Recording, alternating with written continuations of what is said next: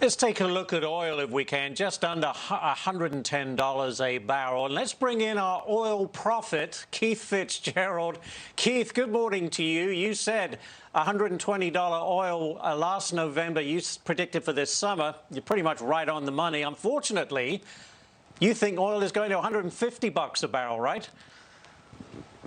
Yes, and unfortunately is the operative word of the morning, Ashley, because, taking a look at Janet Yellen's comments in particular, EV is going to be the only way out of this. Well, I got news for her. There's a pen and paper that could easily reverse this, put 25% of America's production capacity back online, companies that want to go to work, jobs that want to be created.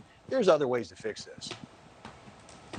Yeah. All right. Let's get to the markets more broadly. Wow. Last week, the bear market continues for the S&P and so on and so on, and it's broad-based selling. With that in mind, are you buying, and what are you buying?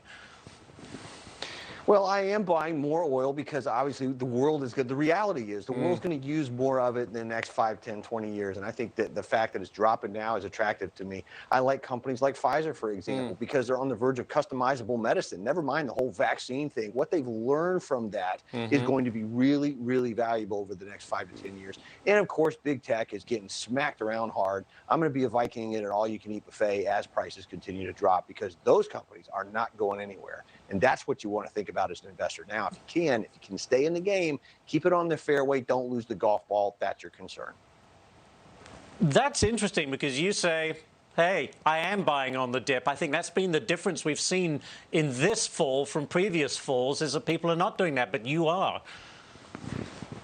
Well, I am because, the problem now is not necessarily prices. The problem isn't even many of these companies, Ashley. The problem is many investors lack the long-term vision needed to deal with short-term chaos. History is very clear about this. This kind of stuff feels bad, it stinks, it's terrible, it's scary, but ultimately it passes. And I'm a keen student of history. I've looked at this. This is what I've done my entire career. The numbers are very clear. You got to invest as if the sun's going to come up tomorrow, because if you don't, frankly, none of this stuff matters. No, you're absolutely right. Well, Keith, thank you so much for joining us this morning. The markets are closed, but your information is always gratefully accepted, except for that oil prediction. I wish we could be heading in the other direction, but I don't think that's going to happen. Keith Fitz-Gerald, thank you very much. And by the way, it is 9:30. Hi, it's Keith here. Thanks for checking out today's highlight clip. What'd you think? Did I make sense? Is there something you'd like to add? Make sure you leave a comment down below, and of course, click subscribe to keep up right here on YouTube, or sign up for the email newsletter at the link below. You can also find me on Twitter and Instagram for my real-time thoughts on markets, analysis, and a whole lot more.